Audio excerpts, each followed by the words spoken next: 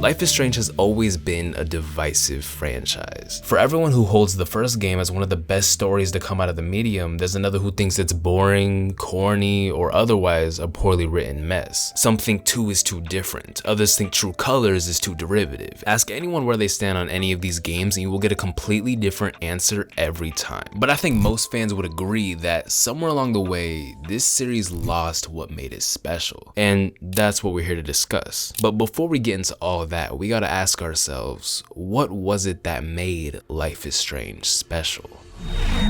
Whoa, what the fuck?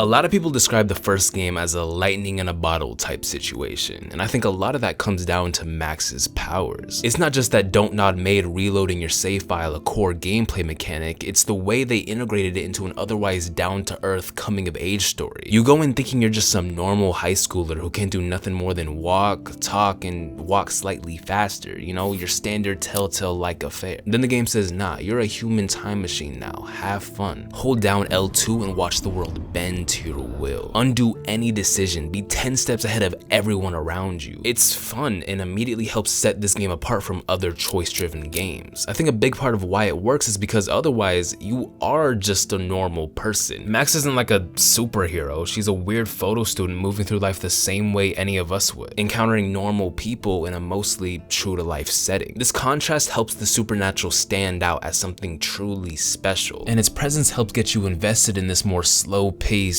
character-driven story. You'd think those two elements would completely clash, but they don't. Time travel weaves perfectly into Max's character journey and into the wider narrative. The game never loses that realism that makes the world and the people in it so appealing. But there's always the right amount of the supernatural to help add a level of stakes and unpredictability. This careful balance between the mundane and fantastical is a big part of the game's appeal, and it's something that would later go on to define the series. I'm sure the success of the first game is still a surprise to everyone involved. It's not the type of thing you expect to do crazy numbers, but it did, and people wanted more. Don't Nod understood early on that trying to continue off the first game's multiple endings would have been a dumb idea. So they went, okay, Life is Strange is an anthology. Every game is going to be its own thing. What are the core elements of the first game that should be carried into each entry? What makes Life is Strange, Life is Strange? Well, it's right there in the name. You take relatable characters with more or less normal problems and throw in some supernatural twist, one that raises the stakes and helps explore the themes of the game, all while putting a unique spin on choice-driven gameplay. There you go, there's endless potential for great games when working within that framework, and that's exactly what Life is Strange 2 is. The game still incorporates the supernatural into a mostly character-driven story, but it approaches that in a completely different way. They put the reality-defying power in the hands of a 9-year-old boy, then put you in charge of babysitting him. From there, they build a morality system based on how you want Daniel to use his powers, one that questions the very nature of morality as defined by a corrupt system, one that expands the choice and consequence gameplay in a way that works perfectly in this context, creating the only Life is Strange where the majority of your choices actually impact how the story ends. People usually go on about how much they love these games' stories and characters, which makes sense, these are narratively driven games, but I think the gameplay is such an underrated part of what makes them work so well. Yeah, for the most part, all you're doing is walking around and touching stuff. The story is the meat of the experience, but these are still video games, so the gameplay should be used to enhance the story. I think both of these games get that, but I've always preferred the way 2 emphasizes player choice. I want my choices to matter, and I mean actually matter, not just slight variations that eventually lead to the same place. When done right, this could be a great way to get the player invested in the story. It amplifies every element of the narrative. Every tense scene is even more so knowing you could potentially screw something up. An embarrassing moment for the main character is kind of embarrassing for you because you're the one who initiated it. Character deaths hit twice as hard knowing it's something you could have avoided. It's just fun to know your input is actually affecting the story. It's one of the main things I look for when I pick up a game like this, which is why 2 remains my favorite entry. Beyond that gameplay narrative framework, I'd say the aesthetic of these games is a big part of what helps them stand out. Both games got a really unique art direction that helps bring this world to life. The UI especially left an impression on me. It wasn't afraid to be a little weird. The first game kind of has this crafty aesthetic. The menu buttons are these paper scraps. The text looks like actual handwriting. Every character is highlighted in this scribbly outline, then the second game hits you with a slightly grittier but equally appealing look. In both games, the menu screens are like the characters' actual notebooks that they write their thoughts in, showcasing a ton of personality just from the way they draw and write. It made it feel less like we were scrolling through boring, exposition-filled menus and more like we were taking a peek into the characters' lives. The hand-painted textures give these games an almost picturesque look. I think 1's visuals are kind of held back by what they had to work with, but 2 is straight up one of the prettiest games I've ever played. In both cases, I love the attention to detail. Every room is almost unnecessarily filled to the brim with stuff to look at. The world is immaculately put together and shot so beautifully, helping to create a space that feels like it's existed long before you got there and will continue to exist long after you leave. I already know the devs were proud of how these games look, out here coding in a whole set of optional cutscenes just to show it off. Just had to make sure we got all the angles. The way Don't Nod depicts the world has always been incredibly appealing to me. It does a lot to sell the whole life element of Life is Strange, as does each game's soundtrack. I've always liked how the games incorporate licensed music. They got a nice blend of various indie subgenres that perfectly complement the vibes of each game. And Don't Nod has some solid taste. So many instantly iconic picks, obstacles, crosses, something good, Listomania, No Woman. I could go on, but I'd pretty much be listing every licensed track in the series, and then I wouldn't get a chance to talk about how good the original ones are. Morale perfectly understood the assignment. You have a down-to-earth game with a brush of the supernatural. So for the most part, he uses real instruments, you know, guitars, pianos, stuff that helps ease you into this true-to-life setting. But when stuff gets weird, when that supernatural starts to creep in, he hits you with a more synthesized electronic sound. This pairing of acoustic and synthesized music beautifully captures the contrast at the heart of the series. The licensed stuff is what usually gets the most love, but I'd say the original tracks deserve just as, if not even more praise. Whoever has the power to put these songs on Spotify,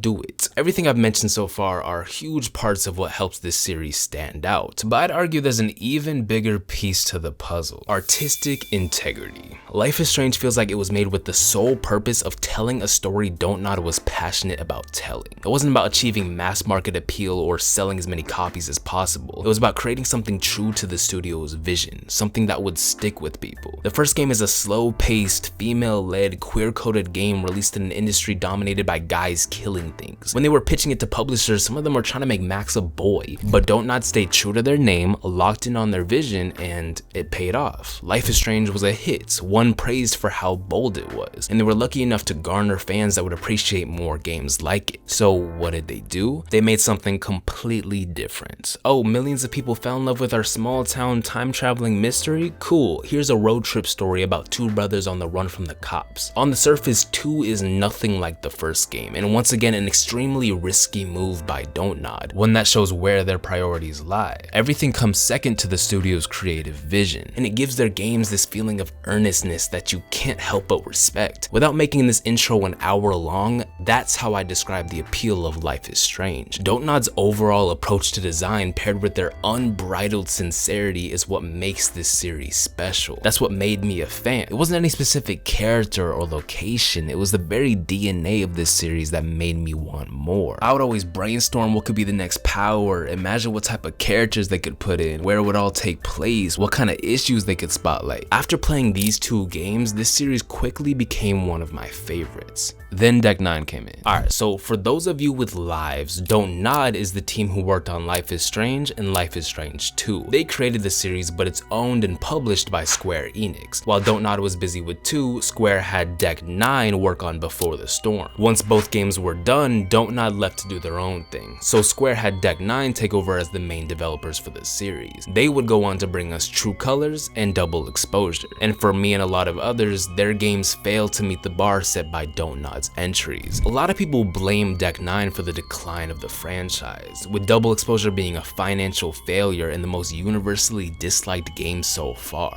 That's the one everyone likes to hate, but I have issues with every game they've released. One way or another, each of them failed to understand what made Life is Strange work, leading to a series that's almost unrecognizable from what it once was, one whose future has never been less certain. So we're gonna go case by case, look at each of Decknine's games and see where things went wrong, starting off with the worst game in the series.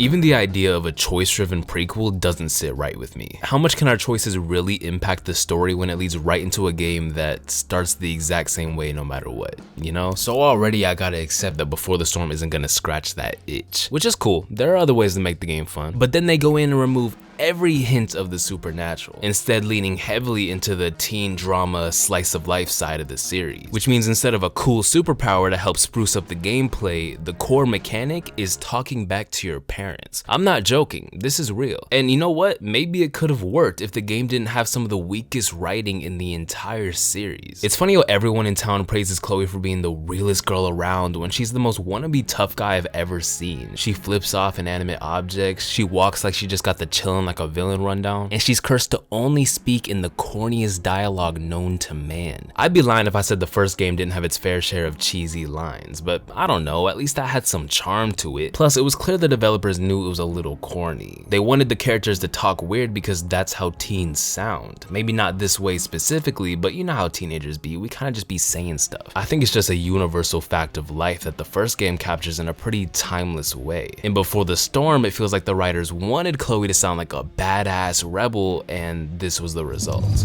Maybe I am a kid, because this place looks like a damn playground to me. It don't really feel like they were in on the joke, if you know what I mean. All this try-hard edgy stuff could have worked if they used it as a narrative tool. Like if she was intentionally written to be a bit of a dork who used this punk facade as a way to cope. But it wasn't something we or anyone in the story were supposed to take seriously. But it's hard to do that when you base an entire gameplay mechanic around her being like this, where you have to help Chloe talk her way in and out of situations using her quote-unquote barbed tongue, which pretty much just amounts to her dropping dumb roasts and being weird. Chloe has always been abrasive and snarky, but it wasn't something we were supposed to find cool. At least that wasn't the point. It was very obviously a mask for her loneliness and self-loathing. More sad than cool. So for Decknine to highlight those elements of her character as things to be praised, things that actually work out for her, feels like a huge misread of her character. This backtalk mechanic alone is proof that Decknine doesn't really get Chloe. On the surface, yeah, she obviously fits somewhere in the mouthy teen archetype. Just look at her. But anyone who knows Chloe will tell you she's not exactly known for her quick wits. Don't get me wrong, I like Chloe, and I mean no disrespect, but let's be honest, she's not the type to expertly maneuver her way through conversations. In most situations, she responds with pure emotion. She gets a gun pulled on her and she's still rage baiting till the bitter end. She finds out Nathan killed Rachel and immediately goes to get it back in blood, even though they have all the evidence they need to take him down without getting themselves locked up. At one point, Max literally says to her face that her social skills are trash and she needs to let her do the talking. Chloe is absolutely not the type to talk her way out of tough situations. This mechanic doesn't fit her. It feels like Decknine took a surface level reading of her character and just ran with it, giving us someone who looks like Chloe and has a few basic Chloe-isms, but is far from the person we met in the first game. That lack of a nuanced understanding of what came before echoes throughout the entire game. Aside from Chloe being half the person she was in the original and at least 4 times more annoying, the plot is aimless. I want to say nothing happens, but that's not even true. It's just that nothing really matters. The whole game revolves around Rachel's issues with her parents, but it doesn't do anything for the game's leads except give them an excuse to trauma bond. Like, yeah, I can see what they were trying to do with the whole the truth hurts thing, asking if we'd rather be blissfully unaware or miserable and in the know. Problem is, this has nothing to do with Chloe, and the game ends before we really get to see the implications it has for Rachel. It's a solid question that could have worked well as an overarching theme of the game, but they never go far enough with it. So the game just ends up being a random series of events that doesn't end up saying anything, which is a far cry from either of Dontnod's games, where the themes and ideas are carefully baked into every aspect of the project. If you ask me, Before the Storm really shouldn't exist. I'd rather each game stand on its own, you know, new cast, new place, new power.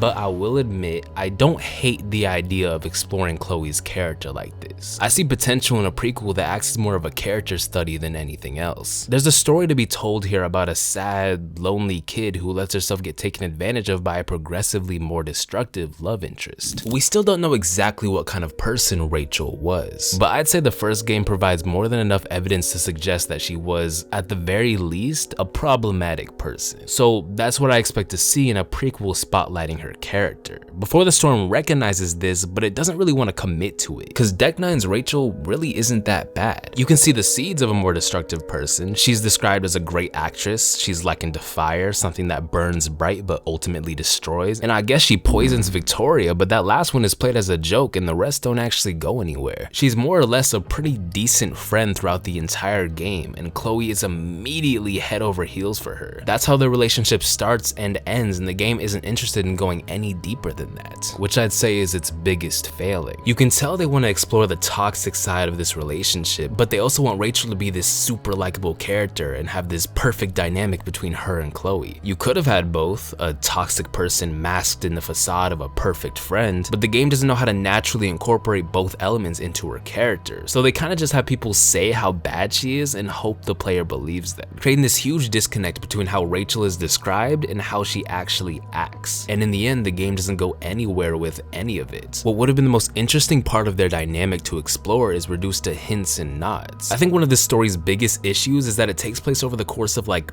3 days. Chloe's willing to do all this crazy stuff for a girl she barely knows. She sneaks into the DA's office and interferes with his plot to kill his baby mama that involves a crazy drug dealer. Like, genuinely, what are we doing? I wouldn't do this for anybody, let alone someone I met 2 days ago. Chloe's sole motivation throughout this entire game is pleasing Rachel, and maybe that could have worked if they actually took the time to sell us on their relationship, but they don't. Chloe instantly falls for her and pretty much becomes her lackey. Chloe Price, the rebellious, doesn't take nothing from no one loner girl at the beck and call of the school's rich popular kid under zero pressure. Nice, what a perfect read of her character. You know what? Screw it. Let me get on my fan fiction. I'm gonna pitch some rewrites. First of all, Chloe should not be this trusting after what happened with her dad and Max. She should be extremely wary of anyone who comes into her life. She avoids making deep connections with people because she's scared of being abandoned again. That's the whole reason she's the way she is. That's what this whole punk shtick is about. You undermine all of that by having her warm up to Rachel so quickly. I would have had it so first episode, you have Chloe and Rachel meet. Rachel seems about as good of a person as she is in the actual game, but it takes some time for Chloe to trust her. She's down to chill because she has nothing better to do, but she's not all buddy-buddy right away, which makes sense. She should be distant, have her walls all the way up, especially against someone like Rachel, someone Chloe would undoubtedly write off as a perfect rich girl. If anything, Chloe shouldn't like Rachel at all at first. There should definitely be some deep-seated resentment there for the girl with this seemingly perfect life. That could be how their relationship starts, but throughout the first episode, Rachel slowly breaks through and becomes someone Chloe can lean on. That's when we get the cute montage we got at the end of the game, showing them get even closer as time goes on. This way, Chloe's attachment for the next 2 episodes actually feels earned. Having Chloe take more time to warm up to Rachel sells her apathetic view of the world, lending more weight to what she's been through, to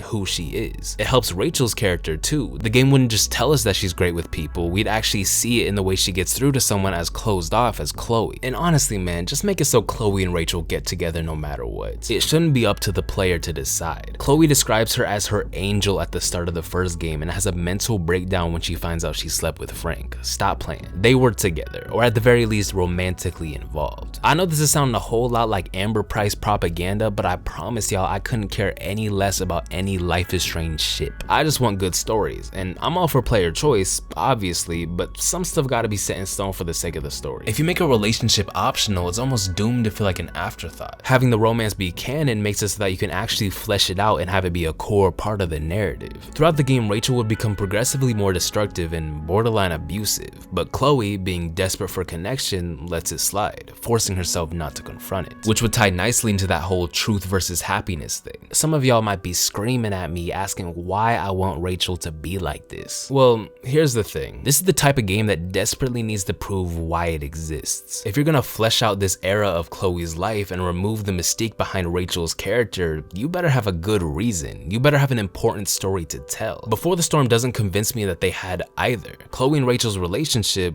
platonic or otherwise, should be the most compelling element of this game, not some cookie cutter besties for the resties ass dynamic that does nothing for either character. They don't change, there's very little interpersonal conflict, there's nothing here but cute moments and trauma bonding. But if you lean into Rachel's toxic traits, you can explore a complicated dynamic that speaks on the nature of unhealthy relationships. That already sounds infinitely more compelling than what we got. The first game gave us a mostly positive relationship with Max and Chloe. Why not have a story that tackles a more destructive one that's more in line with what the first game was hinting at? It could reframe Chloe's own toxic traits as stuff that rubbed off on her during her time with Rachel. Then going into the original game, you have a whole other layer of complexity behind Chloe's character. When she was at her lowest, this is who she had, and like most relationships, it wasn't perfect. It's something a lot of people could probably relate to and would make for an interesting story. And I'm not saying make Rachel like a monster. We can't have her co-lead be completely unlikable, and it's still gotta be believable that Chloe would mourn for her in the way she does in the original. That's when you bring in the cute moments, glimmers of fun and positivity that distract Chloe and maybe even the player from how toxic Rachel really is. Instead of having the least likable character in the game advocate for Chloe's safety, how about you have Steph be the friend that feels neglected? True Colors touches on the fact that Steph was jealous of what Chloe and Rachel had, but we never really see that. It could be a mix of jealousy and genuine concern that prompts her to confront Chloe. Maybe the last episode could touch on Rachel's relationship with Frank or Jefferson. Maybe show her and Chloe creeping deeper and deeper into the shadier sides of Arcadia in a desperate attempt to stack enough money to get out of there. I don't know, I'm just spitballing, and obviously writing and developing a game is a little more complicated than that, but doesn't that sound a lot more interesting than what we got? A story that actually explores Chloe and Rachel's relationship in a compelling way. As is, Before the Storm just feels like a pointless prequel that completely fails to justify why it exists. It ends up being exactly what people who don't like Life is Strange think Life is Strange is. A corny, poorly written teen drama with a few decent moments and not much else. Put that on top of a game that's already taking out a lot of the series' appeal, and you can see why Before the Storm just doesn't work for me. I might piss some of y'all off with this, but let's be real for a sec. Do you like this game because it's a compelling dive into one of the original's most interesting characters, or do you like it because of the cute moments, the romance, the wacky teen drama? I get it, that stuff's got its charm, but if that's all there is, what's the point? The first game also has nice vibes and fun moments, but it's all in service of a great story that actually has something to say.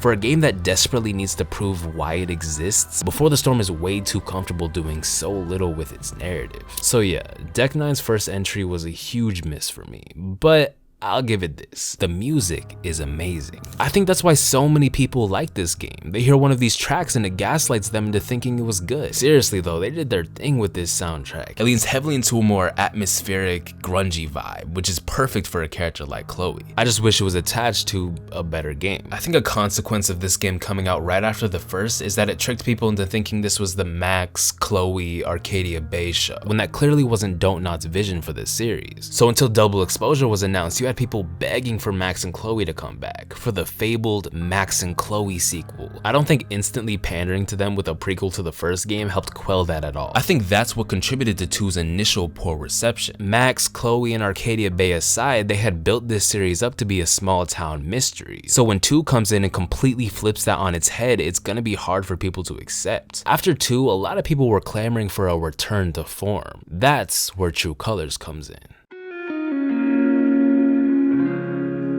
In an attempt to win back fans of the original, this game goes for a more back-to-basics approach. You get the vibe that they want to move far away from the craziness of the second game and just drop a simple little thing that's more in line with the first. And if you dumb it down to its broad strokes, it's got pretty obvious parallels to the original game. The supernatural is back in the hands of the player, it's got a small-town mystery plot, the love interests are cool beanie-wearing girl and white dude. The 4th episode ends with a major twist that reveals that it was actually the nice authority figure all along before one of the main characters is shot in the face. The last episode has a trippy dream sequence related to the main character's powers. A lot of people go as far to say it's just a reskin of the first game. Now, I wouldn't say all that. It's got surface level similarities, sure, but the ways in which it goes about telling its story are completely different, and that's the problem. It's Life is Strange with vastly inferior execution. The first thing you'll notice is the change in art direction. True Colors moves away from the more stylized look of Don't-Not's games, instead leaning a little bit more towards realism. As much as I prefer what Don't-Not was going for, I'd be lying if I said True Colors was a bad looking game. The only real problem is the UI. Take a look at 2's choice screen. The imperfect rectangles, the hand-drawn text and icons, the stacks of paper in the back. It's beautiful, perfectly complements the down-to-earth vibe of the series. Now look at this.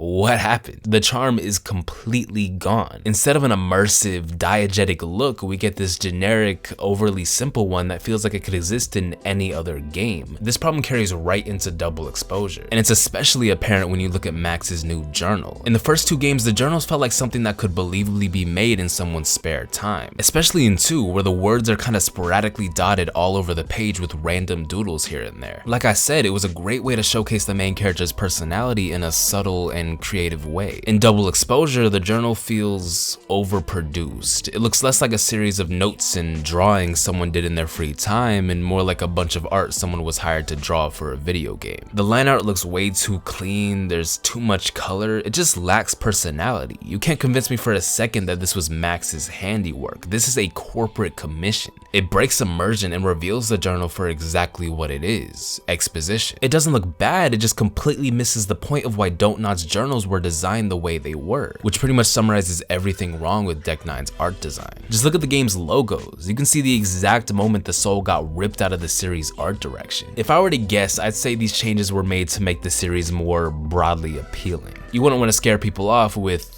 creativity and soul. The problem is Dontnod's art design wasn't this inconsequential thing. It helped sell the characters and the world, and that's something Decknine has never really understood. They copy-pasted the first game's look in Before the Storm before settling for the most bland option imaginable. It's not that I want their games to look exactly like Dontnod's, that's not even possible. I just want them to take their own creative approach that's in line with whatever vibe they're going for, not just generic video game UI that looks like it was grabbed from an asset pack. It's a small thing, but it really is a huge loss. Like I said, the game puts the power back in the hands of the player, and I'll admit, it's pretty cool. I like getting into people's heads and exploring these trippy, emotional landscapes, with each one helping us connect with the cast in a way we couldn't have otherwise. I like how Alex starts the game already having a power, so we get to see a young adult who spent years grappling with her abilities. We can see how her power has shaped her into the person she is now. A compassionate and empathetic person who kind of resents the way her brain works, resents the way she's forced to interact with the world, someone who longs for some semblance of normalcy. It's a common and relatable real-world issue amplified by the supernatural. It's almost a perfect fit for Life is Strange. My only problem is, it doesn't do much to elevate the game's stakes, leading to a story that feels pretty tame throughout its entire runtime. There's not much here that really surprises you, not many shocking twists or tense moments, and I think most of that comes down to how tame the power is. The way the supernatural ties into the main character's personal journey has always been a big part of the appeal, and I think True Colors nails that, but it was also a great way to raise the stakes. It turned these ordinary, down-to-earth stories into something far more exciting, but Alex's power never really gets there. It kind of just remains this simple little ability,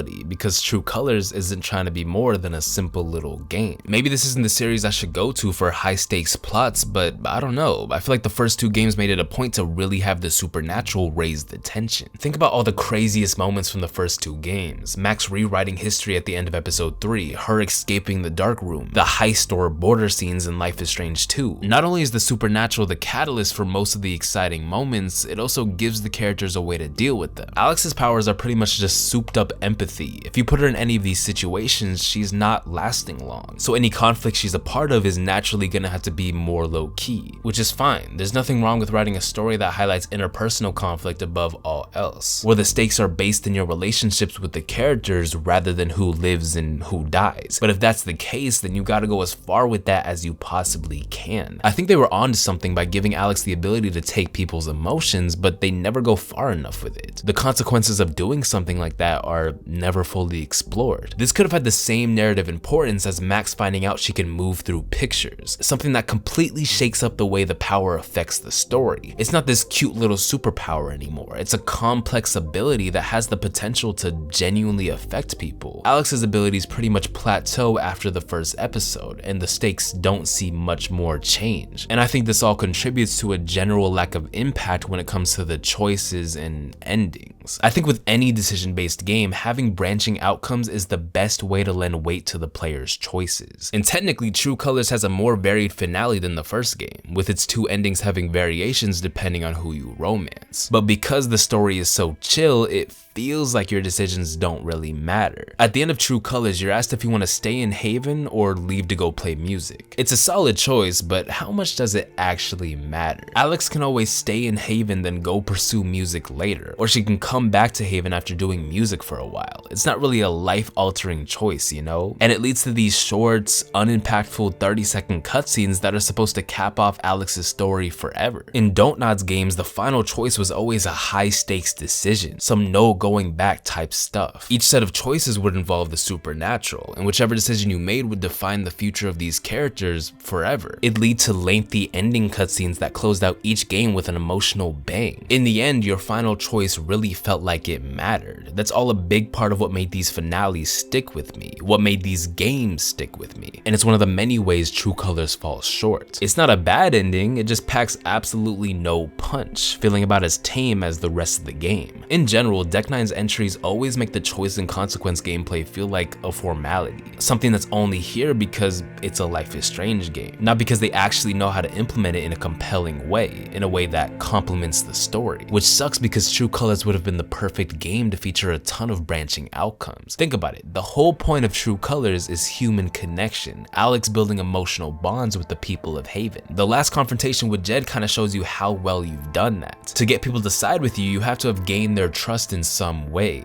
Dance with Ducky, keep Eleanor secret, let Charlotte grieve, take Pike's fear. It's cool that they keep track of all of this, but it doesn't actually matter because Alex roasts Jed into submission no matter what. Imagine if all this stuff actually changed how the scene plays out. If you fail to build a bond with most of the characters, Typhon remains in power, Jed never has to pay for what he did, and Alex is forced to sign away her ability to fight back and leave town. But if most are on your side, Typhon goes down and you get the same set of choices you had at the end of the actual game, highlighting the importance of human connection in the face of a corrupt corporation. Even something as simple as that would have gone a long way in making our choices feel like they matter. But it would have been even better if each character had like a relationship meter that shifted depending on how you interacted with them. Kind of like Daniel's education. Whether or not they side with you would be based on more than just one scenario, making it so most, if not all of your choices have an effect on how the story ends, using gameplay as a tool to better highlight the themes of the game. But again, this is a simple little game. It's not trying to do all that. It doesn't have time to do all that. True Colors averages like 8 hours on a first playthrough, about half the time it takes to beat either of Don't Nod's games. And look, I'm not the type to write off a game for being too short. I actually like when I can beat a game in a reasonable amount of time, but in this case, it doesn't feel like True Colors has enough time to fully explore its potential. Don't Nod's stuff was slow at times, sure, but I really don't think there's a wasted moment in either of these two games. It's all in service of getting you more invested in the characters and the story. True Colors does a decent job with the time it has, but I can't help but wonder what kind of game we could have had if it wasn't so short. If you couldn't finish a run of this game in the time it takes to play 3 episodes of the first one, they could have gone a lot farther with Alex's powers, they could have better fleshed out this cast, this town, they could have expanded the choice and consequence system. As is, it feels like things move way too fast. Alex moves in, meets some people, Gabe dies, she mourns, talks to some more people, time skip, now she's best friends with Steph and Ryan, they LARP for an hour, party for another, then everything goes down in the last and the game ends, having not left half the impact of the other games. Like, yeah, we have a recurring cast again, which was a big issue people had with the second game, but am I the only one who feels like they get about as much time to shine as like the Drifters, characters who were only in 1 3-hour episode? I think a lot of this change in length and pacing comes down to how the game was released. If you somehow didn't know, the first couple Life is Strange games were released episodically. A lot of decision-based games were, but in recent years this way of slowly rolling out content is kind of dying across all types of media. So True Colors opted to release the entire game all at once. It's not just that they dropped 5 episodes at the same time, it's that there are no episodes. They still split the game up so there's breakpoints, and I still refer to each part as an episode just for simplicity's sake, but this is more or less one continuous experience. It feels less like 5 episodes that make up one game and more like one game that's been split into 5 parts. It's a movie you watch in 5 sittings rather than a season of television. And in this structural shift, we lose a lot of the quirks that helped make the first couple games so engaging. Don't Nod's games weren't just released episodically, everything about the narrative structure and pacing was based released on TV shows. They even called their games seasons. Each 2.5-hour episode would usually take a lot of time to ease you back into the world and introduce you to whatever conflict the episode will revolve around, which is probably why they made for longer games. They each had their little title cards, a cliffhanger to keep you coming back for more, and a set of credits that gave you some much needed time to process whatever crazy stuff they just hit you with. You'd think all of this would be pointless when playing the game all at once, only serving to bloat the length of the game, but it's really not. The pacing and structure holds up as a way to keep you engaged and emulate that TV show vibe. There's an appeal to that True Colors loses sight of. This is coming from someone who played all these games all at once. By the time I picked up 1, 2, and Before the Storm, all of the episodes had already been out. So I can't speak on whether or not episodic releases work better, but I can say for sure that I prefer how these games were designed when they were released episodically. I am very unaware of how a game's development differs depending on its release schedule, but I'd assume most of the script is done before production starts either way, right? You wouldn't start working on a game with an unfinished foundation. So maybe write and present the game as if it's gonna be released episodically, then just release it all at once. Or do what Dispatch did and have weekly drops. That way everybody wins. People who like playing everything all at once don't have to wait long for the full game, and people who like the TV show structure get to enjoy it forever. I don't know. The point is, this is another way True Colors is similar to the first game, with just that slight shift in execution that ends up changing everything. True Colors has all the surface level appeal of Life is Strange, but it fails to replicate the nuances that really made that game work. And I think that comes down to Decknine trying to do two very different things at the same time. They want to recapture the magic of the original and win back fans of that game, while at the same time trying to make a simpler game that appeals to a broader audience. How else would you explain the simplified art direction, the less ambitious story, and the shorter length? They want this to be something most people can get behind, not some controversial release that everyone is divided on. But if you know anything about the first game, you'll understand why these two goals are completely at odds with each other. Life is Strange was not made to appeal to the masses. Like I said, that was the furthest thing from Don't Nod's mind when building this series. In trying to do both, True Colors ends up abandoning a lot of what made the first game work for the sake of attracting more people. They want to be like the first game, but want a fresh coat of paint that's more broadly appealing, abandoning the charm of the original game's art direction and all the ways it helped bring this world to life. They want to be like the first game, but want a less complicated use of the supernatural, dumbing down a major element of the original game that helped make it what it was. They want to be like the first game, but they want a shorter experience that's easier for people to get into, leaving less room for players to get as invested as they would with the first. Do you see what I'm saying? True Colors does a lot right, but it fails where it really matters because Decknine doesn't understand the appeal of Don't Nod's work beyond a surface level. If they really wanted to recapture the magic of the original game, they should have tried to understand it on a more fundamental level, then incorporate what they learned into something more original. That's something Life is Strange 2, the game they're ironically trying not to be, does perfectly. In all the ways that matter, this game is Life is Strange. It's the most fitting sequel we've had so far because despite it being so different, it carries and builds on the DNA of the original in a way any good sequel should. I admit that from a marketing standpoint, the series probably did benefit from a game that looks and feels a lot like the first. True Colors did do well critically and financially. It's mostly hardcore fans that have a problem with it. But had they focused on building on the elements that really mattered, True Colors probably would have ended up a much better game. Something more unique, more fitting as a follow-up to these two. I don't know, maybe I'm off base here. It's not like Decknine hit me up and filled me in on their intentions behind every design choice. Maybe I'm interpreting their decisions in a bad light. Maybe this is exactly what the series needed to critically and financially find its footing. And you know what? I can respect that. But in the end, we're left with a game that I think a lot of people are gonna like, but few are ever gonna truly connect with or love. It didn't have the scope or originality to really solidify itself as a bold new entry in the series. As is, True Colors feels more like a decent spin-off than a fully fledged Life is Strange 3. Something you play, enjoy well enough, then forget soon after. Not the type of game to really stick with you one way or another, which ironically makes it very unlike the first game. It might sound like I hate True Colors, but I really don't. In fact, this is the only Decknine game where someone could say it's their favorite and I won't look at them like they're crazy. I think there's a lot to like about it. For one, it's got some great characters. As much as the game could have benefited from more time with them, they do a pretty good job with the time they have. We get a scene with each of them where we get to go into their psyche and put them at ease, which does a lot to get us emotionally invested. I still remember playing pool with Steph, dancing with Ducky, comforting Charlotte by the lake, powerful moments that remind me that I am in fact playing a Life is Strange game. game. Ones that do a lot for Alex's character because we're constantly seeing how selfless and empathetic she is, which makes her extremely likable before we even get a chance to delve into her psyche. Then once we do, she quickly becomes one of the most compelling protagonists in the series, right up there with Max and Sean. The animation is leagues better than anything in the first two games. You can actually make out minor facial expressions, which is pretty important in a game about emotions. I like how creative they get with the power. People get on episode 3 for dedicating an entire episode to a LARP, but I thought it was a cool way to showcase Alex's powers, the unique way she connects with people. Y'all probably wouldn't mind as much if it didn't take up an hour of an 8-hour game, but shh, we're showing love right now. The soundtrack is great. I'm gonna just go ahead and say that's the one element of this series that never fell off. It's definitely changed, but it's never not been good. It's never not been great. I love all of these soundtracks. Decknine always comes in with a beautiful assortment of licensed tracks that rival even the best of Don't Nod's picks. As much as I generally dislike all of the Liz 1 pandering, I actually really like how Wavelengths handled callbacks to the original game. It's fun to see how the decision we made at the end of that game affects people who weren't directly involved. It reminds us that our choices don't happen in a vacuum. They have consequences that continue to affect the world at large. Even if each game is its own thing, the decisions we make throughout each one will always matter. It's a cool perk of having everything take place in the same universe. The way I look at this series is that whatever choices I made during my first playthrough are canon. That's how my story went. So Chloe is dead, Sean is in prison, and Alex is traveling the world playing music. It doesn't matter if I switched up in a second playthrough, whatever choices I made without the benefit of hindsight are the choices I have to live with. And stuff like Wavelengths helps reinforce the way I like to play these games. The way Steph grieves over the loss of her hometown or the death of a friend adds even more weight to the first game's final choice. We're the reason Arcadia Bay got destroyed. We're the reason Chloe's dead. I know it sounds kind of whack, but there's something really cool about that. Choices mattering within the limits of a single game is one thing, but having the decisions we make in one game impact main characters in a completely separate one is a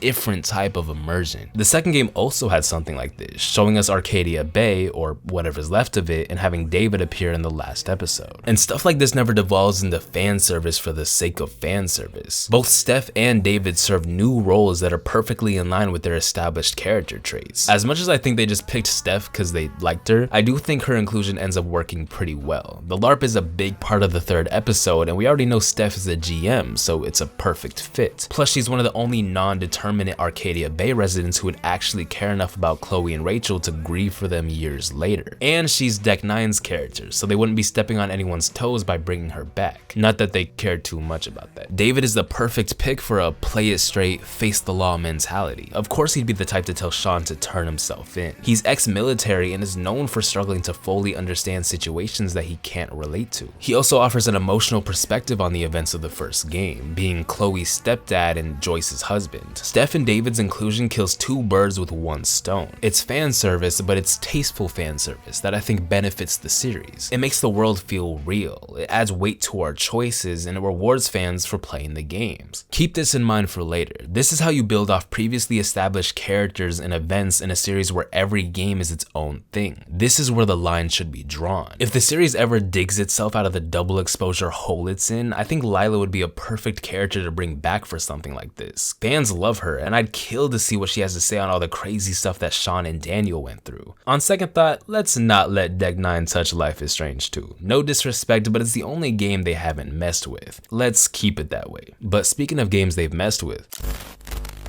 I'm gonna make this quick. These remasters are pointless and bad. They remastered 8th gen games that looked and ran perfectly fine for 8th gen consoles. It'd be one thing if they took advantage of modern hardware, but they don't. So immediately you gotta ask, what's the point? Then you see what they have to offer and you realize that these are straight up worse versions of the games. They butcher the original game's art style, giving us an incoherent, half realistic, half stylized look. There's loading screens where there weren't originally, ruining the pace of a lot of scenes. Both games have a ton of graphical and audio issues. Sometimes characters will just stop working in the middle of super emotional scenes. I care less about Before the Storm, 1 because I don't like it, and 2 because that's Decknine refining their own stuff, so I don't really care. But them going in and tampering with the first game, making it worse, then marking it as the definitive version is crazy work. I just know Don't Nod is gritting their teeth watching Square and Decknine butcher their passion project like this. Oh sure, you can make a crappy prequel that turns one of our leads into a walking being caricatured. Sure, you can make a remastered collection that ruins our game's art direction and makes the performance worse. Of course you can make a TV show without consulting any of the people who wrote and developed the thing you're adapting. It's fine. Shout out to Dontnod for being so professional about it. They're better than me. Anyways, the improved facial animations don't make up for everything else wrong with these remasters. They aren't anything more than pointless cash grabs and more in a long line of games desperately trying to ape off the first game's success, one that continues with Double Exposure.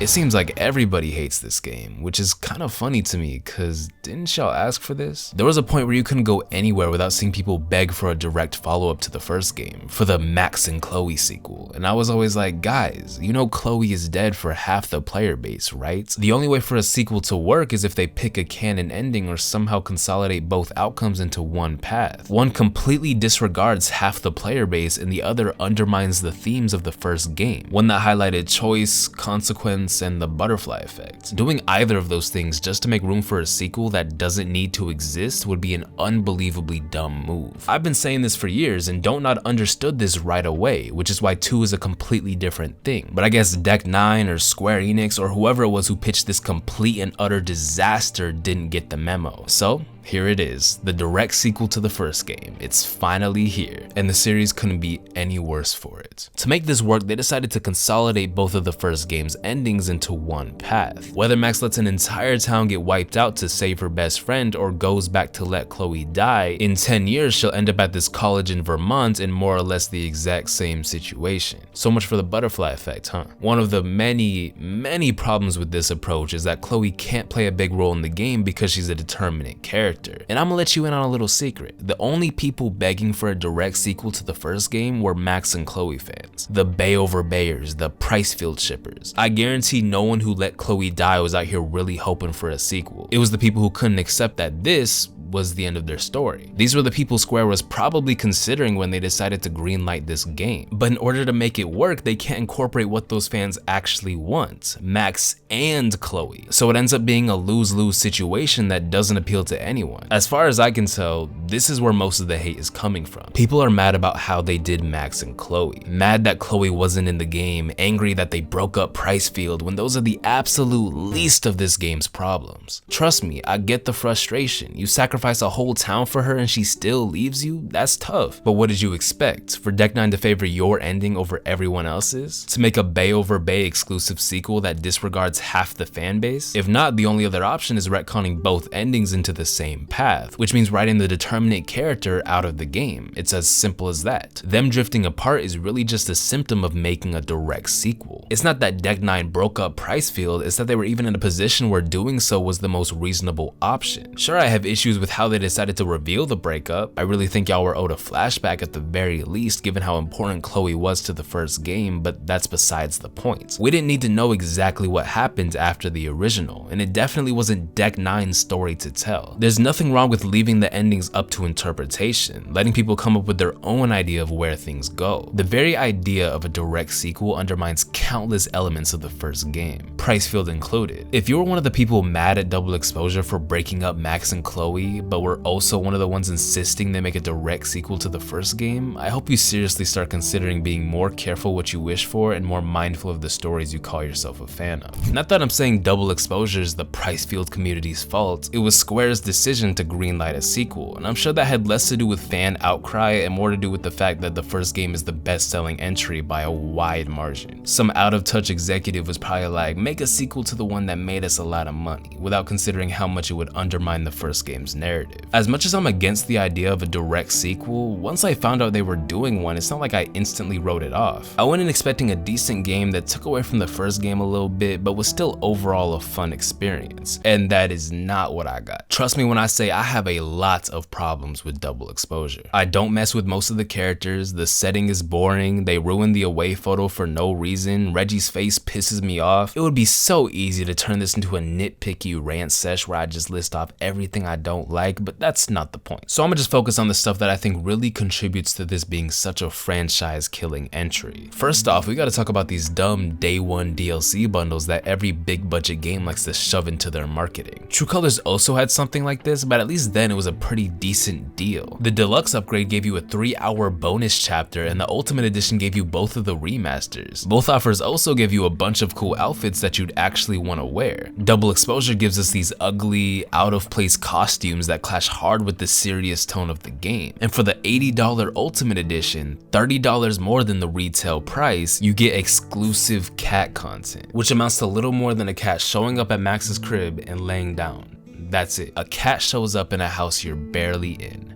$30. What a gross way to milk your fans. I can just imagine them sitting in the meeting room trying to figure out what we'd want out of DLC and landing on cats, because that's what Life is Strange fans like. I get this is all industry standard, but I really thought this series was better than that. By the time we get to Double Exposure, we have completely lost that authentic labor of love type feeling that the first 2 games emanated. We're dead set in the era of corporate Life is Strange, where we gotta pay a whole lot more for a whole lot less. This series was fundamentally built on going against the grain, and this is one of the many ways Square shows how little they understand that. About as little as Decknine understands how to make a fun game. Double Exposure is the first Life is Strange where your choices truly do not matter. Not like one where you're railroaded into one of 2 outcomes that more or less undo all of your other choices. Not like Before the Storm where your decisions change a few things, but deep down you know there's a pretty strict limit to how much they can actually matter. Not like True Colors where they technically matter but lack the weight to make them feel like they do. They literally do not matter at all. Double Exposure ends the exact same way no matter how you play. It's the only game that doesn't warn you that your choices matter in the beginning. This is the least amount of agency the player has ever had, and the supernatural doesn't do anything to pick up the slack. Crossing between dimensions gotta be the worst power so far. There's like one section where it's kinda cool, but otherwise it's not fun at all. The gameplay comes down to someone asking you to get something, but instead of a normal boring fetch quest, it's an interdimensional boring fetch quest where you gotta go to the other dimension to get whatever you need. Then warp back with this slow ass animation, then oops, you didn't do it right, walk back to the portals. Conceptually, it's a solid idea that works as an extension of Max's powers and fits her interest in photography, but they fail to make it any fun. Then narratively, oh my gosh, where do I even start? There's supernatural stakes, that's for sure, but the few that actually go anywhere don't make any sense. This cop dude sees a ghost of his past self and somehow gets erased from reality. That doesn't go anywhere. Max is revealed to be the one who killed Safi. Cool twist, but why would she do that? Well, it's because of Safi's powers. Her shapeshifting somehow caused another storm, so a version of Max had to go back in time to kill her. Okay, why is there a storm? It made sense in the first game because of the whole butterfly effect thing. You know, butterfly flaps its wings on one side of the world and a storm happens on the other, which works really well with the themes of that game and the supernatural elements of that game. It doesn't work for Safi because her powers have nothing to do with time travel. If you wanted there to be some big cataclysmic event caused by Safi's powers, at least get creative with it and do something else. But even then it doesn't work because Safi's powers shouldn't be able to do all that. Daniel, Alex, and Safi's abilities are a lot less crazy than anything Max can do. Max can literally alter the fabric of time, which is why it took the most obvious physical toll on her and why the universe sends a hurricane to make her chill out. All Safi can do is shapeshift. That's about on the same level as telekinesis or super empathy. I can believe it'd make her nose bleed, but what about that breaks reality enough to cause this? Where was Daniel's tornado? Or Alex's? It's all extremely contrived. They obviously just wanted the storm back as a cheap callback to the first game without understanding why it worked in the first place. So with the return of the storm, Max is once again forced to make an impossible choice. Kill Safi or let the storm destroy Caledon. And at some point, she chose to kill Safi. That's what kickstarts the entire mystery. But when our Max is met with that choice, instead of facing it, she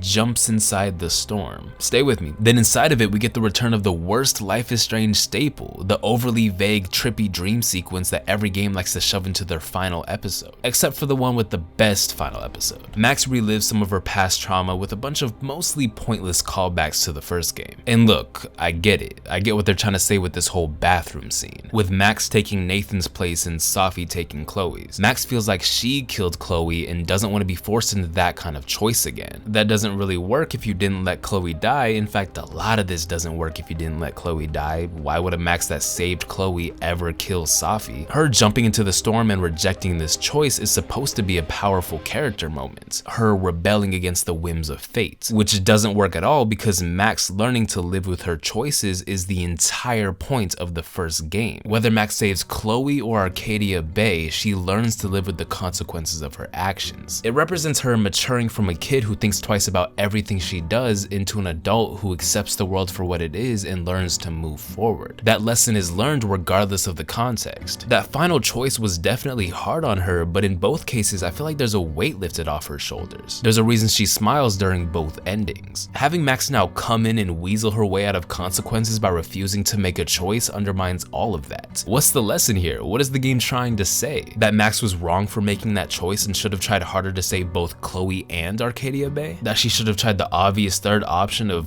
jumping inside the hurricane? I genuinely have no idea. It seems like she's learned nothing from the first game. Decknine's Max is described as being stuck in time, running away from her problems and refusing to open up to people, which goes against the closure she received at the end of the original game. I'm not saying she should have totally put everything behind her, but it should be clear that the experience helped shape her into a better person, not made her worse off. After all, it is a coming of age story. Before Double Exposure was announced, whenever I would think of a way to bring Max back, it would always be in a supporting role or a cameo, never as a protagonist. Her arc is done. Let her be there to support a new protagonist as a static, mentor type character. I love the idea of an adult Max helping a young, superpowered person navigate through their struggles, really putting her in that teacher role. Safi could have been that person. I honestly think her character would have worked a lot better if she was closer to the age Max was in the original game. That way she comes across less like a psychopath who wants to use her powers regardless of what it does to the world around her, and more like a misguided kid who doesn't fully grasp the consequences of her actions. Her and Max's relationship could have been more like a close teacher-student bond than a best friendship. Let us play as a young, mischievous Safi who can shapeshift into and make choices as a bunch of different characters, where the ideal ending would be based on what kind of choices you make with what characters. Safi's powers have so much potential as a gameplay mechanic, it's not even funny, and making her playable fixes all of those issues with Max because she wouldn't be the focus. You don't have to undo her character development or explain what she's been doing for the last 10 years. You could even keep her and Chloe together. Let's say you still need Max to be the protagonist for marketing reasons. Instead of it being about her trying to conquer demons she's already dealt with, it'd be about her trying to teach someone who kind of reminds her of herself, someone who doesn't know when to stop messing with reality. Do my spitball pitches not sound at least a little bit more compelling than what we got? More compelling than a Max that's 10 years older but somehow in the exact same headspace she was in 2013? I think Max here is a lot like Chloe was in Before the Storm. She's very much recognizable as Max Caulfield. There's even a few moments where you're like, oh, that's Max, that's the character I like. But then there's a few things that completely break the illusion of this being the same character. Whereas Before the Storm Chloe is a flanderized version of who she was in the original, Double Exposure Max is someone who simply should not exist in her current headspace given how the first game ended. But anyways, after Max gets out of the storm, somehow the two timelines you've been jumping across all game merge. Then the game asks you to make one final choice, as every Life is Strange does, and it's the weakest final decision in the entire series. There's no build up, no tension, and the choice is obvious. The game asks whether or not you want to side with Safi, someone who's admitted to using her powers to ruin people's lives and sees herself as a divine specimen, someone who's just experienced the potential ramifications of using her powers recklessly and still doesn't care. She literally gives an evil speech before you're offered this choice. Why would anyone be on her side? What do you mean 70% of y'all sided with her? Except it doesn't matter because the game ends the same way no matter what. The final choice changes nothing, and anything this game could have had going for it is crushed under the weight of this incoherent mess of a finale. And we're not even done. Afterwards, you get this MCU-ass post-credit scene where Safi comes up to this girl who also has powers and recruits her as the first in her Life is Strange team-up initiative. Then they threaten to bring Max back again. No,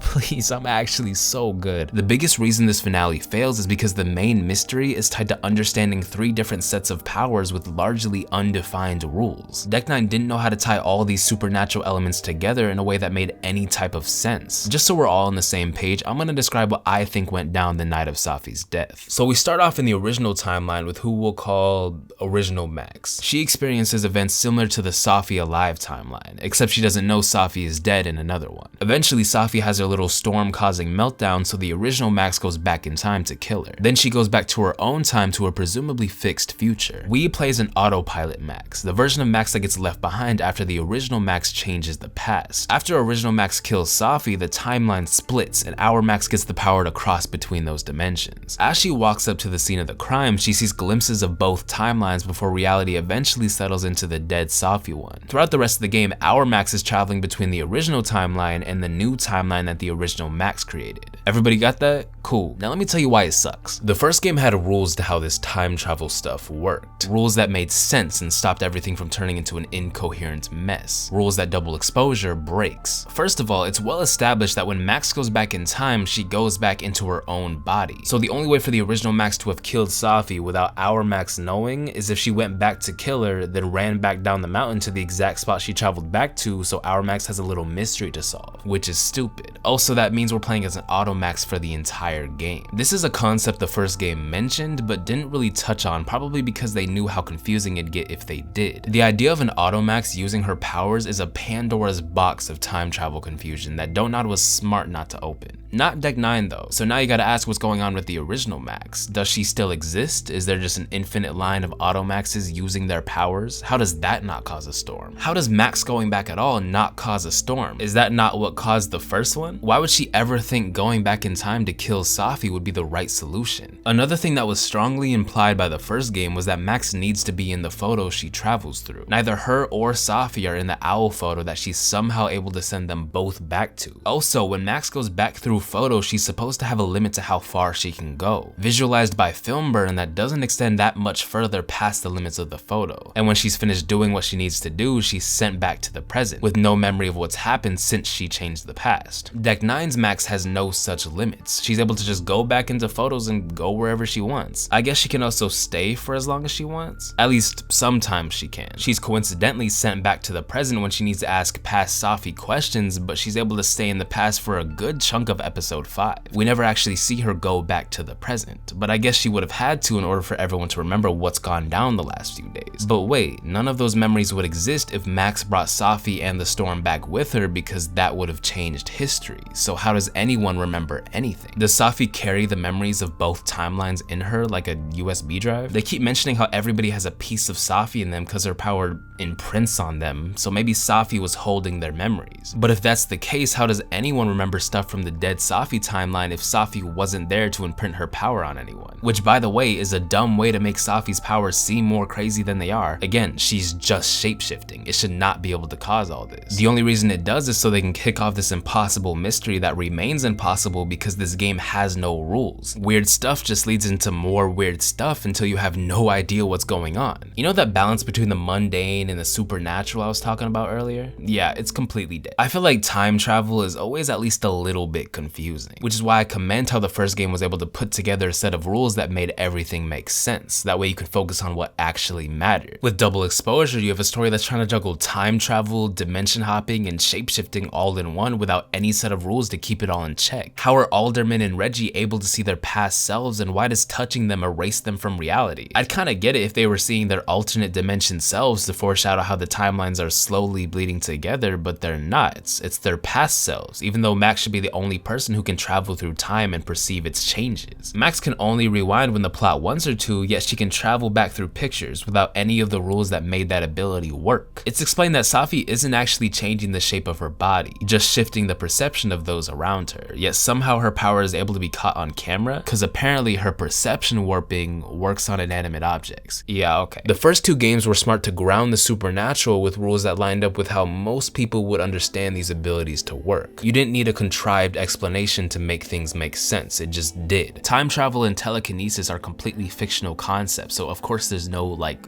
actual rules behind them, but you gotta ground it in some sense of reality, especially for a series like this. Double Exposure doesn't do that. It has supernatural reasons for supernatural things, so the audience has no idea where to ground themselves. It feels less supernatural and more like straight up magic, and I don't think I gotta explain why that just doesn't work for Life is Strange. I haven't seen a single person get through this game and be able to understand what just happened. It's just confusion across the board, which sucks because I love the idea of a supernatural mystery, but you gotta do it right. It's not interesting if you just keep introducing new things that the powers can miraculously do that either don't make sense or contradict what's been established. It's insane how quickly this game went downhill. It hooks you with a pretty solid mystery before completely dropping the ball in the last couple episodes. They actually had me invested too. That episode 2 cliffhanger was genuinely one of the most jaw-dropping moments in the entire series. This game had me theorizing and everything. It really had me hooked, which is why the finale fumbling so hard hurts so much. I broke it down for you guys, but I had zero clue what was going on the first time I played. So much of it doesn't make sense, and the little that does is narratively weak and dumb. If the finale to your murder mystery game is incoherent and unsatisfying, it's hard to look back at those first couple episodes and just enjoy them for what they were, since a lot of our initial investment was rooted in wanting to find out what's going on. It feels like I got tricked into getting invested in a story by writers who had no idea where to take it, which just dampens the entire experience even if I did enjoy the first couple hours. That's one of the only things this game has on Before the Storm. I unironically enjoyed at least half of it. It's clear with this ending that Decknine was trying to set up more of a continuous storyline for the series. I'm guessing they wanted to ditch the anthology approach entirely so they could have more sales carryover from one game to the next. Really milk the first game for everything it's worth. The problem with that is, this is still a series of choice-driven games. Serializing a decision-based game series pretty much ensures that none of our choices will ever truly matter. Just look at Telltale's The Walking Dead. I love these games, but the choice and consequence gameplay is far from the reason why. Since each game continues off the last, each one has to consolidate the endings of the previous season into one path, which means none of your choices really matter in a game series where 90% of the gameplay is decision-based. That's easily one of the biggest problems with that series. That's why most decision-based games shouldn't have direct sequels and why Life is Strange was better off as an anthology. Hey, Decknine, Square Enix, you know what would get more people to buy your games? If player choice actually mattered. Maybe then people would be less content with just watching a playthrough online. Maybe they'd actually want to play the games themselves. They have no reason to if these games are just going to keep devolving into playable movies. Decknine knew they were going to try to continue off of Double Exposure, which is probably why there aren't multiple endings. You don't have to consolidate the previous game's choices if you don't make them matter at all. Decknine's really just thinking long term. That might be the worst thing about this game. If it was a standalone thing, it'd be a much easier pill to swallow. It's just one bad entry that's not really tied to any other game, easily forgotten. But no, this is the direct sequel to the first game and the start of an overarching storyline across even more. A bad thing can't just be a bad thing, it has to bring multiple games down with it. I understand the want to tie these games together, but as someone who used to enjoy looking at all of these games as parts of a whole, someone who appreciated the little ways in which each story connects, I despise the direction Double Exposure is taking. There are ways to tie this universe together while still having each game be its own thing. Now I couldn't be any less interested in looking at this series as like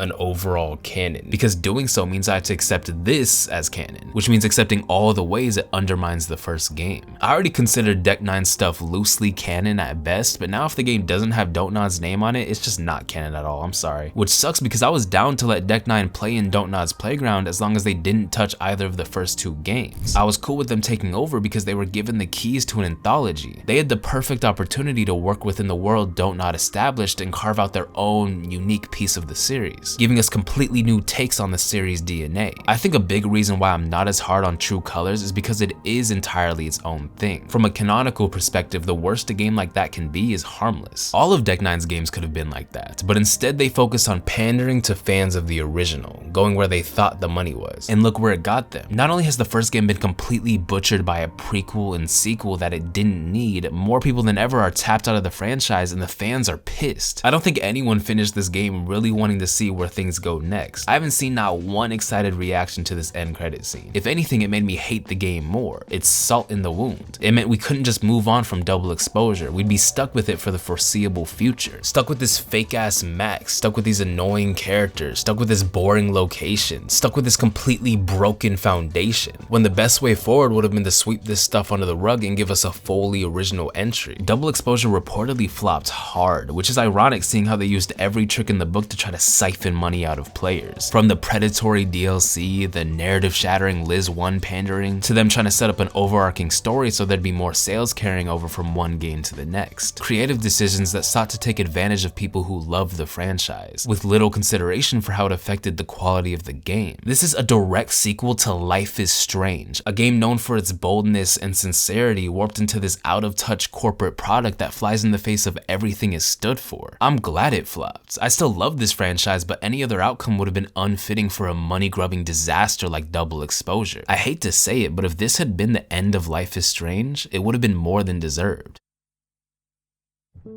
I see a lot of fans quick to point the finger at Decknine as the sole cause for the series' decline, and you know what? Maybe they're right. They are the ones who made the games, but I like to think it's a little more complicated than that. Think about the biggest problems with these games. Doesn't it always start at a conceptual level? The very idea of each game is fundamentally opposed to what the series was intended to be under Don't Nod, and I think that's more on Square Enix than anyone else. It was them who ordered a prequel to the first game from people who weren't involved in its creation. True Colors played it pretty safe, yeah, but how much of that is Decknine's fault? To me, that reeks of an executive looking at 2's reception and forcing the team to course correct. You think it was Decknine who pitched the idea of a direct sequel to the first game? Who wants to be responsible for following up a game like that? I have no clue how things work around there. Definitely don't take my word as gospel, but I'd imagine it's Square Enix, the people who own and manage the franchise, making the major creative decisions. They pitch a game concept, ask Decknine if they want to work on it, Decknine signs on because they got people to pay and does what they can within Square's guidelines. Yeah, it's still Decknine making the game, so a lot of the blame should go to them, but I really do see this franchise's failure as a group effort. I don't think Square gets nearly enough flack for how poorly they seem to understand the series they own. They keep trying and failing to recapture the magic of the first game because they don't understand the #1 thing that made it work. I said how the original game's success was probably a surprise to everyone involved. This isn't the type of game I see appealing to the masses. Neither of Don't Nod's games are. First and foremost, they're labors of love that set out to tell a very specific story, caring less about achieving mass market appeal and more about staying true to the game's vision. Decknine's games feel like they're always trying to pander to someone, if not to fans of the first game, then to a wider gaming audience. They feel desperate to get this series in the hands of as many people as possible, not understanding that part of what made this series special is that it doesn't appeal to everybody. Life is Strange has always been a divisive franchise. Don't Nod, a studio unwilling to compromise their vision for anybody. That's the mindset that built this franchise, and it's the misunderstanding of it that's led to its decline. Square and Decknine are fighting a losing battle trying to recreate the magic of a game whose very appeal is in how sincere and unique it is. This whole time, the best way to recapture that kind of magic was to make something new. And ironically, despite them trying so hard to appeal to everybody, Decknine's games are still divisive. Except now they don't have that earnestness that make even the biggest detractors respect the effort. With the series in the place it is now, you hear a lot of people saying that Life is Strange shouldn't even be a franchise, that it should have ended at 1. And I'd probably agree had we not gotten Life is Strange 2, which is a shining example on how to properly build off the original. On the surface, it might seem like the last game that should have that title, but it really is the only one that deserves it. It's authentic, unique, and uncompromising in its vision, just like the first game. More than anything else, that's what makes this series special, and until Square and Decknine realize that, it'll continue to decline.